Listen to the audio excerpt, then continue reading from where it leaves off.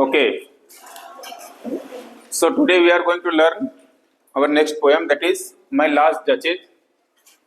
It is written by Robert Browning. Okay, so before going to poem, we have to discuss some biography of Robert Browning. So let's have some idea about Robert Browning. Okay, so Robert Browning is also a Victorian poet. Okay, Victorian poet.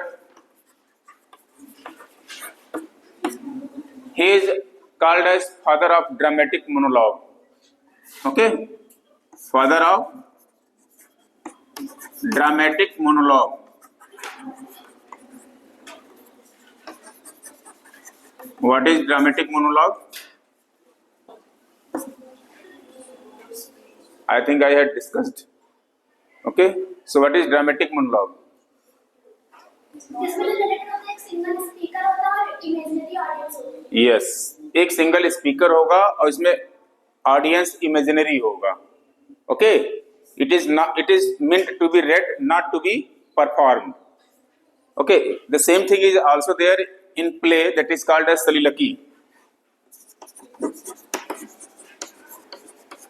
Okay, soliloquy ये play में होता है, in which also one single speaker is there on the stage. No other characters are available on the stage.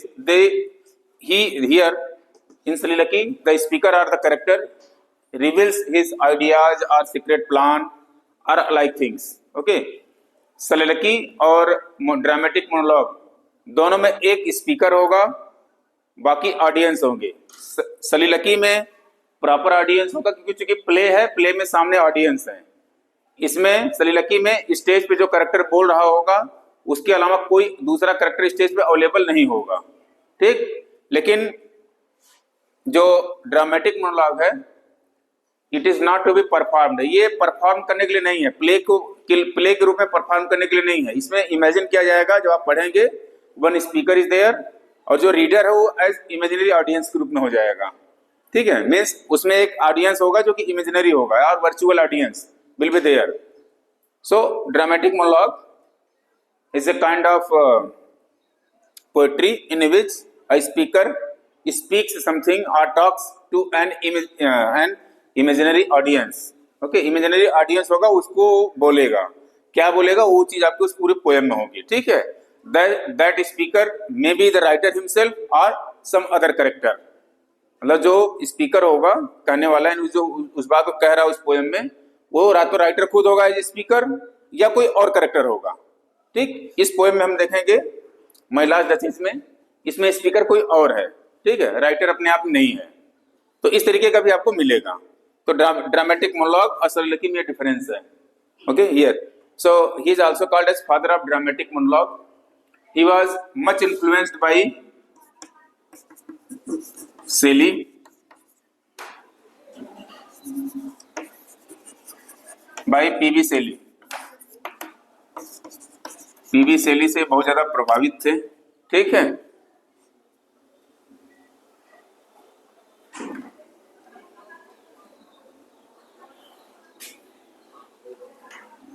Okay. He is marked for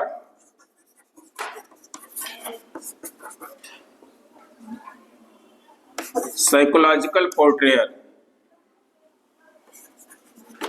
psychological portraiture. ठीक है, मतलब psychologically things को इतना अच्छा से दिखाया गया है कि आप देखेंगे क्या उसकी मन स्थिति है, क्या उसके मन में चल रहा है विचार, उसको एक क्रम से इसमें अच्छे से दिखाया गया है. हम जितनी बातें बता रहे हैं सारी इनकी पोएम में आपको दिखाई देगा जब हम इस पोएम को पढ़ेंगे, माय लास्ट डचेस. ठीक है, सारी चीज मिलेगी यहाँ पे. So he is Victorian poet. He is also called as father of dramatic monologue. Dramatic monologue is a kind of poem in which one speaker is there and imaginary audience is there. It is meant to be read, not to be performed. मतलब ये पढ़ने के लिए बना है, perform करने के लिए नहीं, प्ले ग्रुप में परफॉर्म करने के लिए नहीं है. ठीक है. He is influenced by P.B. Shelley.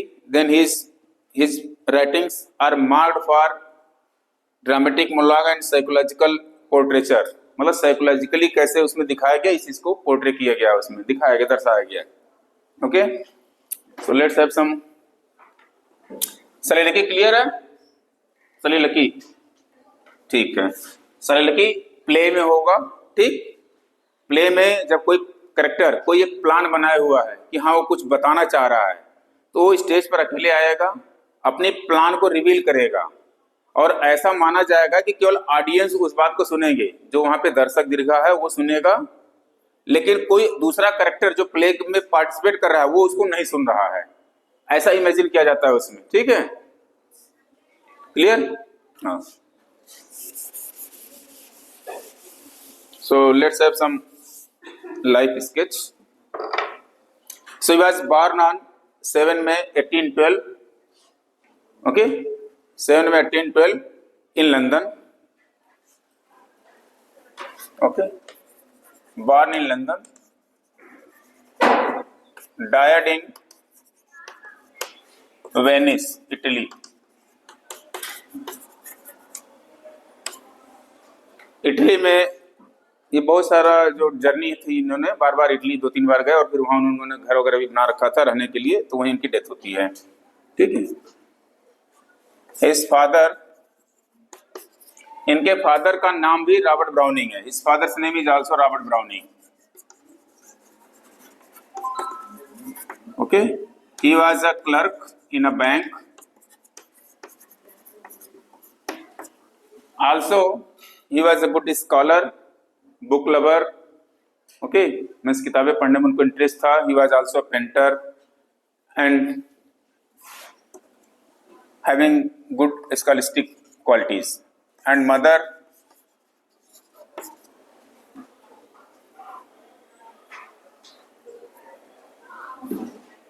वाइडमान कुछ नाम है, 1 मिनट देख लेते हैं। हाँ, सारा अन्ना वाइडमान।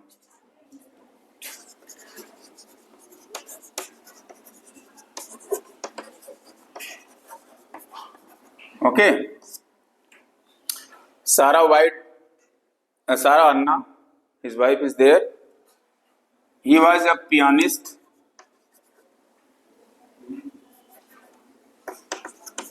ठीक है, पियानो बजाती थी। Then his father was, she was daughter of a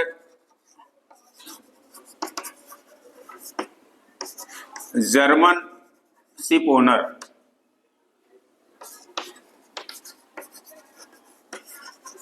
German ship owner मतलब इनके पिताजी काफी रईस आदमी थे, जिनकी अपनी खुद की शिप थी। ठीक है, किसके पिताजी? हाँ, इनकी जो माँ थी। ठीक है, रॉबर्ट ब्राउनिंग की जो मदर थी सारा अन्ना, इनकी मदर बहुत रिच फैमिली से थी, जिनके पिताजी के पास खुद का शिप था। ठीक है, he was a ship owner. Okay, वैसे बहुत पैसा था। इस मामले में थोड़ा लकी रहे हैं ये रॉबर्ट ब्राउनिंग, मतलब बहुत ज्यादा गरीबी से जूझे नहीं हैं। पिताजी भी ठीक ठाक थे, बैंकर थे, बैंक में थे, और इसके बाद अच्छा, he was a good man, painter, writer. Then writer means writing का मतलब ये नहीं होता है कि हर आदमी की बुक्स पब्लिश हो जाए या बहुत बड़े लेवल का राइटर हो, लेकिन एक इंटरेस्ट होता है व्यक्ति के लिखने का। ठीक है, देन मैरिज। अच्छा, इनकी एजुकेशन लोकल होती है। ठीक, जो लोकल है लंदन के पास में जो है। ठीक है, शायद कैमर्स बाई करके प्लेस है जहाँ पैदा होते हैं। ठीक है, कुछ ऐसे है। ठीक है, वहां पे सरी में, सरी जो जिला है उसके पास, वहां पे एजुकेशन के बाद ये चले जाते हैं university of London. University of London में कुछ साल तक रहते हैं, पढ़ाई करते हैं, but without taking his degree he left that one. मतलब पूरी कंप्लीट नहीं करते हैं डिग्री, बीच में छोड़ देते हैं। क्यों छोड़ देते हैं, उसके बहुत सारे रीजंस रहे हैं। ठीक है, बट ये छोड़ देते हैं। इन्हें राइटिंग इनकी स्टार्ट रही शुरू से ही। मैरिज देख लीजिए, इनकी मैरिज जो होती है एलिजाबेथ बैरेट से। बाद में शादी के बाद ब्राउनिंग टाइटल जुड़ गया। Elizabeth Barrett, she was also a poetess. ठीक है, ये भी एक राइटर थी और 6 साल बड़ी थी उम्र में। रॉबर्ट ब्राउनिंग से 6 साल बड़ी थी। Basically when Robert Browning started writing, okay, then she got his writing and wrote many letters for appreciation. मतलब एलिजाबेथ जो इनकी राइटिंग्स थी इसको पढ़ती थी, लिखने के बाद इनको जो राइटर था उसको पत्र लिख के भेजती थी, धन्यवाद वगैरह देती थी। और इस आदान प्रदान में इन दोनों में अच्छा अफेक्शन हो गया है और they started loving to each other. But जो इसके पिताजी थे एलिजाबेथ के, ठीक है, इस बात से एग्रीड नहीं थे और वो बिल्कुल ही रिफ्यूज कर दिया इस शादी को। मतलब रॉबर्ट ब्राउनिंग और एलिजाबेथ बैरेट इन दोनों की शादी को रिफ्यूज कर देते हैं, ठीक। तो रॉबर्ट ब्राउनिंग, चूंकि रॉबर्ट ब्राउनिंग पहले भी इटली कई बार जा चुके हैं घूमने टहलने, 2 बार गए थे, 38 में गए थे, 44 में गए थे, 45 में चुपके से इसको लेके भाग जाते हैं इटली और सीक्रेटली वहीं पे मैरिज कर लेते हैं, ठीक है। और इनकी लाइफ चलती रहती है टिल हर डेथ। 71 में इसकी डेथ हो जाती है एलिजाबेथ की, तब तक ये जो है साथ में रहती हैं इनके। और ऐसा लिखा गया है या बताया जाता है कि जब वो मरी, हालांकि शी वाज इल, ठीक है, बेसिकली ट्यूबरक्लोसिस शायद उनको भी था, जब वो इल हुई मतलब बीमार हुई तो वो बैठ करके बरामदे में ले करके उनका सिर अपने गोद में रख करके रो रहे थे या जो भी उसको मतलब केयर कर रहे थे, और उनकी गोद में ही इनकी डेथ हो गई, ठीक है, इन हिज आर्म्स, उनके गोद में ही एलिजाबेथ बैरेट ब्राउनिंग की डेथ हो जाती है। इनकी डेथ के बाद he became very sad and after that he wrote one poem. It is very famous poem, that is poem's name is, ये नाम है, ठीक है, इसका उच्चारण में बड़ा कंफ्यूजन रहता है इंडिया में लोगों को। क्या पढ़ेंगे इसको? हाँ, न तो प्रोस्पाइस है न तो प्रोस्पिस है, ठीक है। Basically this term came from Greek word prospicio, prospicio, हाँ, उसी से ये मॉडिफाइड वर्ड है और इसको पढ़ते हैं प्रोस्पिकी, प्रोस्पिकी। बट इंडिया में ज्यादातर लोग देखेंगे तो प्रोस्पाइस पढ़ते हैं। क्यों? क्योंकि स्पाइस वर्ड अलग पढ़ते हैं, प्रो अलग वर्ड अलग पढ़ते हैं। प्रोस्पिकी है, प्रोस्पिकी मतलब प्रो मीन्स किसी के पहले ही, ठीक है, स्पीक मतलब बोलना, तो कोई चीज जो पहले बता दी गई हो या बताना चाह रहा हो व्यक्ति, उसको प्रोस्पिकी कहेंगे। सो प्रोस्पिकियो से ये वर्ड आया है, इसलिए प्रोस्पिकी इसका राइट प्रोनाउंसिएशन है। बट बहुत रेयर है कि ज्यादातर लोग इसको प्रोस्पाइस पढ़ते हैं। Okay, so make it clear here, this is Prospice. Okay, इस पोएम में एक लाइन बहुत फेमस है, इनके बहुत सारे वर्ड जो कोट सेंटेंस हैं एज कोटेशन यूज किया जाता है, ठीक है। जैसे एक लाइन इनकी है, I was ever A fighter, ये लाइन पढ़ा कहीं? कहाँ पढ़ा? हाँ, मेरे व्हाट्सएप में जो लिखा है वो लाइन, ये इन्हीं की लाइन है, इसी पोएम की लाइन है। I was ever A fighter so I will fight the best the last, ठीक है। डेथ के लिए, क्योंकि जब इनकी वाइफ की डेथ हो जाती है तो ये काफी दुखी हो जाते हैं। इसके बाद फिर वो फील करते हैं कि डेथ अगर आएगा तो कैसा फील होगा, ठीक है। एक निराशा की जो भावना थी उससे फिर ये बाहर आते हैं धीरे धीरे। And he wrote very optimistic poem, ये बहुत ऑप्टिमिस्टिक पोएम है, ठीक है। That's why he is also called as optimist poet, optimist poet. Optimist means आशावादी, गुड, आशावादी, ठीक है। तो ये इनको आशावादी राइटर भी कहा जाता है। इसी पोएम के बाद आया कि इन्होंने जो कि मतलब उसमें जब पूरी पोएम पढ़ेंगे कि जैसे जो बताते हैं कि जब मृत्यु आती है नजदीक तो लोगों को आंखों के आगे धुंधला छा जाता है, हार्ट में या जो लंग्स हो पूरे जाम होने लगते हैं, जो इस तरह के जो बताते हैं लोग चीजों, वो सारी चीजों को वहां वर्णन किया गया है। तो उसी में लाइन आती है कि I was ever A fighter means through out life I behaved like A fighter, means I was an optimistic person and I faced all the challenges, so I will face the last challenge, that is death, positively। तो उसी में आता है line कि I was ever a fighter, so I will fight the best and the last, ठीक है। उसी 100 line मैंने नोट किया था। Okay, so let's see here, after that he wrote this poem Prospiki। He has written many poems, so major themes of his poems are, okay, major themes,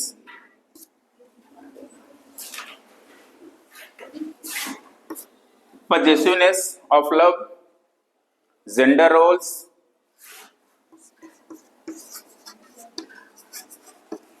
possessiveness of love, then gender roles, role of women,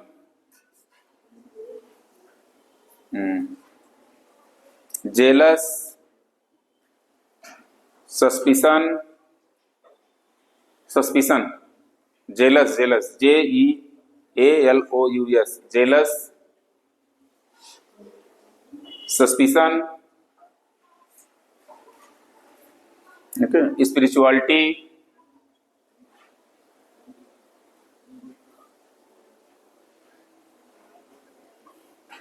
okay, these are major subject of his writing. क्या क्या लिखा बोल दीजिए, फिर से हम बोल दें. Possessiveness, okay, gender roles, jealous, suspicion, role of women, okay, then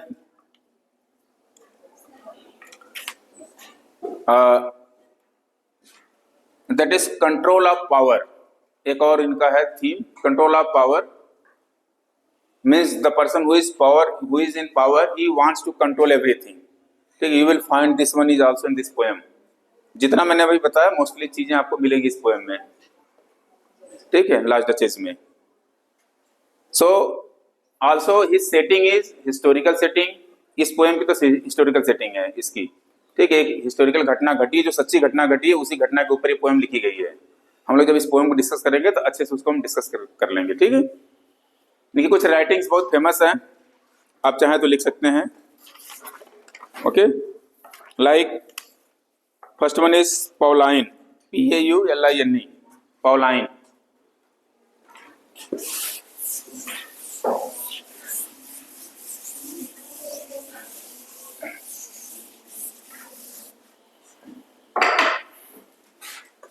PAULINE, Pauline, then Paracelsus, PARES, Sordello, Andrea del Sordello पूरा नाम है, बट सार्डेलो सार्ट में कहते हैं, ठीक है. देन स्ट्रैफोर्ड,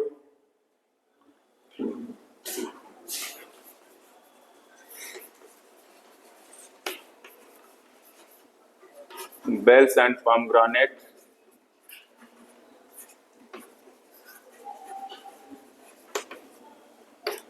बहुत सारे पोएम लिखा है इन्होंने, ठीक है, लगभग 200 से ज्यादा पोएम है. So it's not easy to write everyone. Then next is Pippa passes,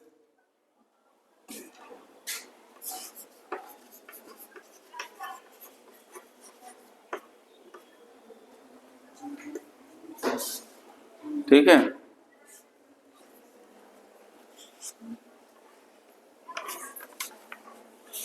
एक लाइन बहुत फेमस है, अगर आप लोग सुने होंगे, God is in his heaven, God is in his heaven, all is right with world. ये एक कोटेशन यूज करते हैं लोग कई बार कि God is in his heaven and all is right with the world, कि भगवान अपने स्वर्ग में रह रहे हैं और दुनिया में सब ठीक है. इनके बहुत सारे लाइन कोटेशन के रूप में यूज किया जाता है, ठीक है. और लव पोएम्स इनके बहुत ज्यादा हैं, and that love is having darker side. Okay, darker side means जो लव लाइफ है उसकी एंडिंग बहुत ही खराब है, मतलब वो डेथ की तरफ जा रही है. तो इसलिए इस तरह का जहां रोमांटिसिज्म हो, जहां पे लव लिया गया हो बट लव का जो एंडिंग है वो बहुत आयरनिकल हो, मतलब बहुत ज्यादा मतलब कहीं मर्डर हो जाए या कहीं कुछ इस तरह की चीजें हो जाए, तो इस तरह का जब दिखाया जाएगा तो उसको कहा जाता है dark romanticism. Dark romanticism. Okay, so another quality of Robert Browning's poem is dark romanticism. Dark romanticism, romanticism, ठीक है, जहां पे लव हो लेकिन इसका साइड जो है मतलब जो एंडिंग हो वो बहुत ही बुरी तरह से हो। अभी हम देखेंगे, इस पोएम में भी दिखाई देगा आपको, लास्ट डचेज में भी। तो जब ये सारी चीजें हो तो वहां पे इस तरह का जो क्वालिटी होती है इसको कहा जाता है डार्क रोमांटिसिज्म।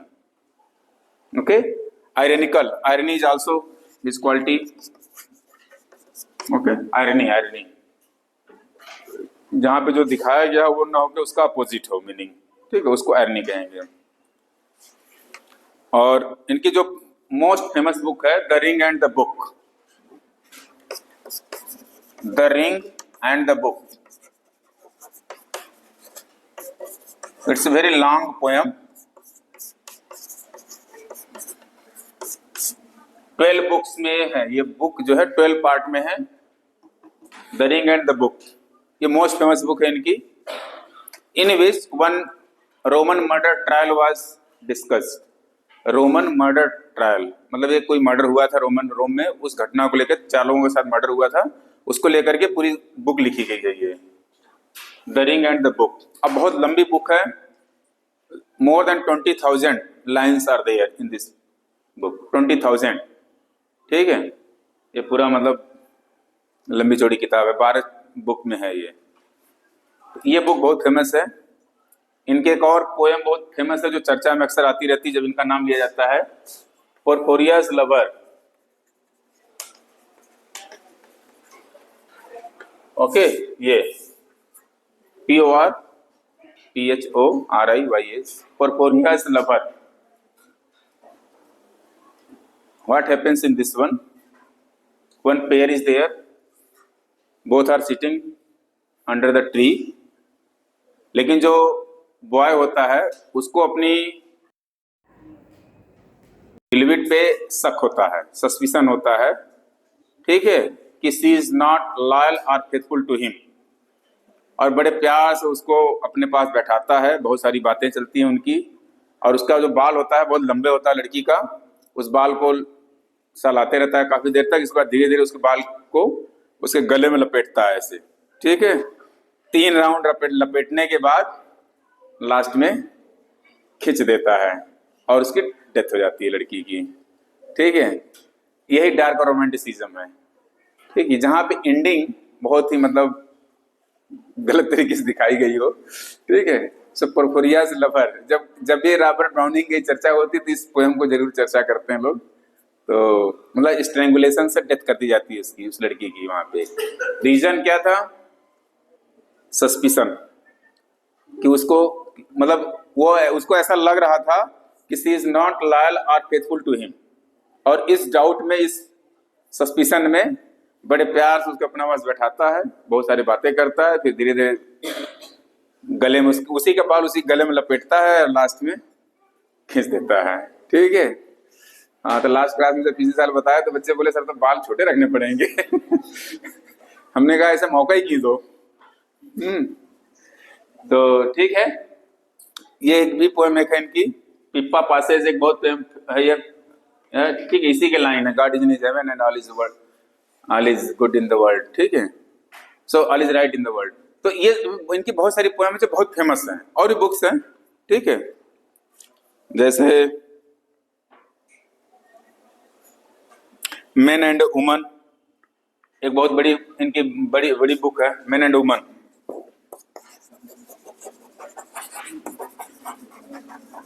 ठीक है, इस बुक में 51 पोएम्स का कलेक्शन है, ये कलेक्शन है 51 पोएम्स का, मैन एंड वुमन ये बुक है, ठीक है।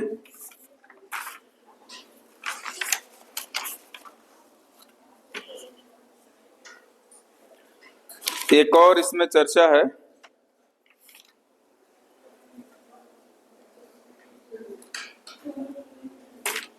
जो पॉलाइन है, ठीक है, इसका पूरा नाम है Pauline, a fragment of a confession, a fragment of a confession, इसका पॉलाइन का a fragment of a confession. Confession होता है जब किसी चीज को हम स्वीकारते हैं, ठीक है, इन Christianity if you accept the things in front of the church, then it is called as confession. मतलब जिसके लिए आपको पछतावा है और आप उसके लिए प्रे करते हैं, तो दैट इज कन्फेशन. इस बुक को जब उन्होंने पब्लिश किया पोएम को, एक और राइटर हैं जिसका नाम है John Stuart Mill. Okay, he was writer, scholar and sociologist. ठीक है, सोशल वर्कर भी थे. जॉन स्टुअर्ट मिल, इन्होंने इसको बहुत कंडेम किया इस बुक के सब्जेक्ट मैटर को लेकर के, because this book was based on his own experiences और इमोशंस. सो इसको लेकर के इन्होंने जॉन स्टुअर्ट मिल ने इसको बहुत कंडेम किया. जॉन स्टुअर्ट मिल का नाम और आएगा जब आप कभी फेमिनिज्म पढ़ेंगे. Feminism means it's a movement by women for their equal rights. ठीक है, इक्वल राइट्स के लिए जब उन्होंने अपनी मूवमेंट चलाया था, तो 1845 में इन्होंने एक बुक पब्लिश की थी, 45 या 49 है शायद.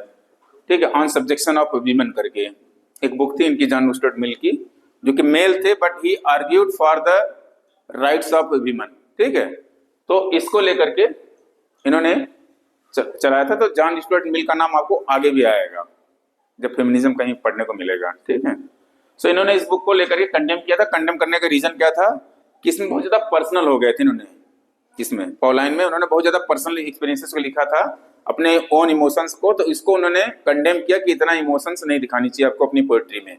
आपको ऑब्जेक्टिव पोएट्री लिखनी चाहिए, सब्जेक्टिव नहीं. ऑब्जेक्टिव और सब्जेक्टिव दो तरीके पोएट्री होती है. ठीक है, ऑब्जेक्टिव मतलब है कि दूसरे के बारे में लिखना, वो सब्जेक्ट कॉमन होगा, और सब्जेक्टिव होगा जो खुद के ऊपर केवल, वो हो सकता है दूसरे पर लागू ना हो, इस तरीके की जब होती है. ठीक है, तो ऑब्जेक्टिव और सब्जेक्टिव है. तो इसमें सब्जेक्टिव बहुत ज्यादा थे पॉलाइन में, तो इसको लेके जॉन स्टुअर्ट मिल कंडेम किए थे. ठीक है, so this is all about Robert Browning's life history. बाकी इनकी शादी बता दिया था एलिजाबेथ बैरेट ब्राउनिंग से. ठीक है, so this is all about his life sketch. So we can go for our poem, that is Pippa Passes, My Last Duchess. Okay, time है? Okay, so let us see some background knowledge of this poem, because this poem is based on some historical incident. So before going to discuss the poem, we must know some background knowledge of this poem. Okay, so as you know, this poem is a dramatic monologue. Okay, this poem is a dramatic monologue.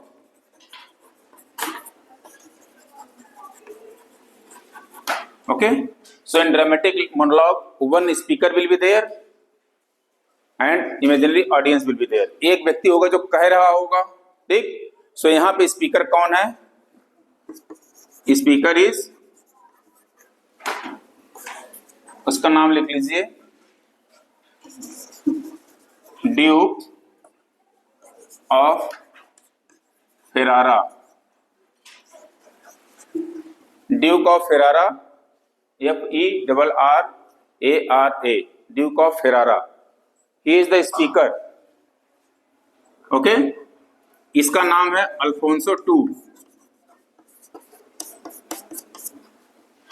Who is this Alfonso?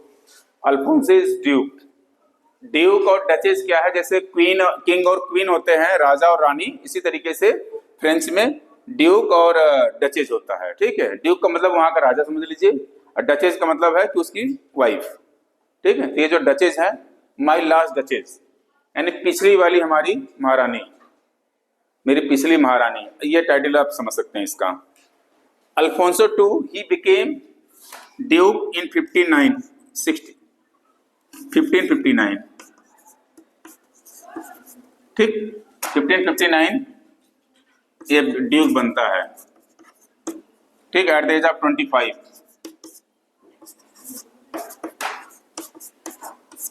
ठीक, at the age of 25 years के age में वो Duke बनता है.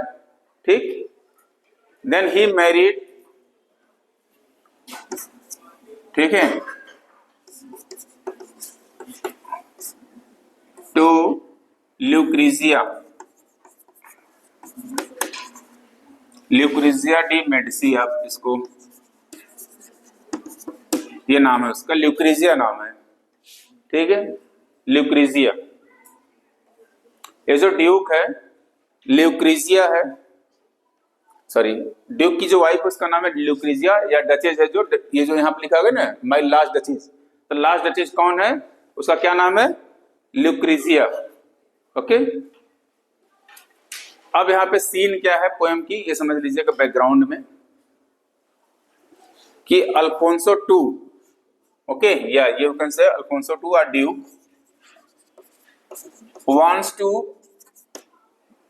wants for second marriage in 1564, ठीक है, 1564 में वो दूसरी शादी करना चाहता है।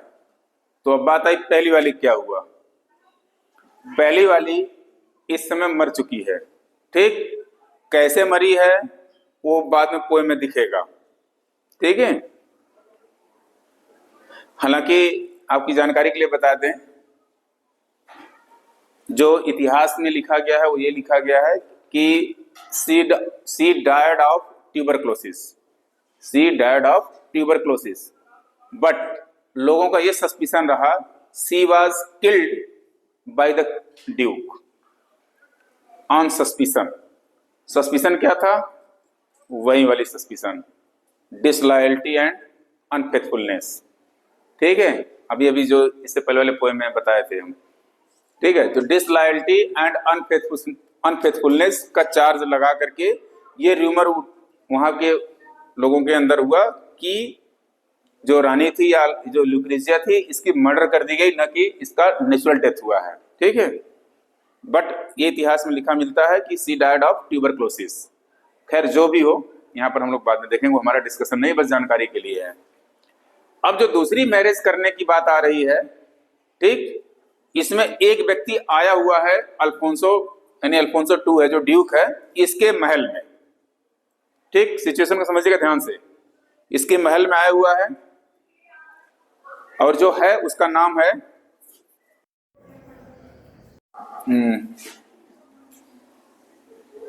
अरे लुक्रेज कुछ, एक minute, just let me tell you the name, हाँ, निकोलस मैड्रस, निकोलस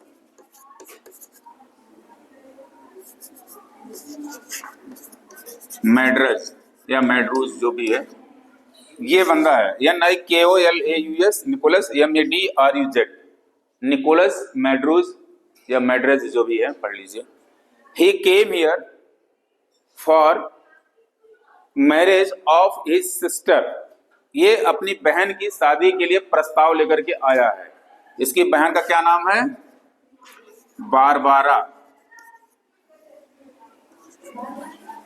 हाँ, ऑफ ऑस्ट्रिया, ठीक है, बारबारा, बारबारा नाम है, ऑस्ट्रिया की है, ठीक है। ये वहां के जो महाराजा थे उनकी बेटी है, उसका सगा भाई है ये मैड्रूस, ये प्रस्ताव लेकर आया है अपनी बहन के लिए, ठीक है, ये प्रस्ताव लेकर के आया है अपनी बहन के लिए। जब प्रस्ताव लेकर के आया है तो जो ड्यूक अल्फोंसो है, ये अपने महल के अंदर जो आर्ट गैलरी है इनकी, ठीक, आर्ट गैलरी मतलब जहां बहुत सारे, कोई कमरा होगा या कोई हॉल होगा या जो भी होगा, जहां बहुत सारी पेंटिंग्स बना करके लगाई गई है दीवार पे, ये उसको ले जाकर के दिखा रहा है। तो जो पहली पेंटिंग है उसमें, वो एक पेंटिंग है जिसके ऊपर एक पर्दा लगा हुआ है, बड़ी सी पेंटिंग है, उसके ऊपर एक पर्दा डाला हुआ है, और उस पर्दे को उसके अलावा कोई ना तो हटाता है ना ही कोई उसको देखता है, ठीक है। अब यहाँ पे उसके सामने मैड्रूस खड़ा है और अल्फोंसो टू बता रहा है कि मतलब means this is the painting of my last duchess. अब उस पेंटिंग के बारे में जब बता रहा अपने लास्ट डचेस के बारे में, ठीक है, यानी जो पूरे पिछली महारानी थी उसके बारे में बता रहा है, जो कुछ उसने बताया या बोला है वही इस पूरे पोएम में है, ठीक। So who is the speaker in this poem, Alfonso two, okay, he is duke, duke of Ferrara. Ferrara जगह का नाम है, इटली में एक जगह है जिसका नाम है फेरारा, ठीक है, ड्यूक ऑफ फेरारा या अल्फोंसो टू, ठीक है। Basically he is fifth Duke, fifth duke of Ferrara, ठीक है, मतलब उसी खानदान में चलता गया।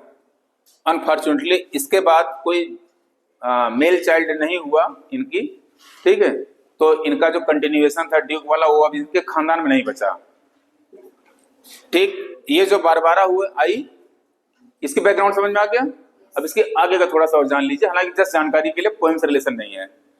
बारबारा की भी डेथ हो जाती है, इस 65 में शादी होती है इसकी, क्या है 1565, ओके। इसकी डेथ हो जाती है 71 में, 71 या 72 एग्जैक्ट देख लीजिएगा, मैं देख ही लेता हूं।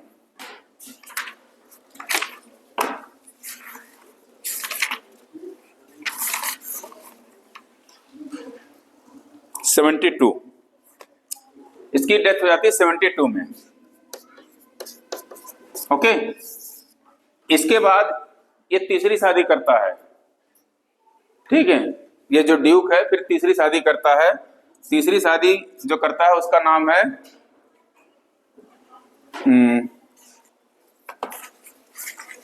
नाम लिख लीजिए उसका, हाँ, मार्गरीता गोंजागा, MARGERITA GONZAGA,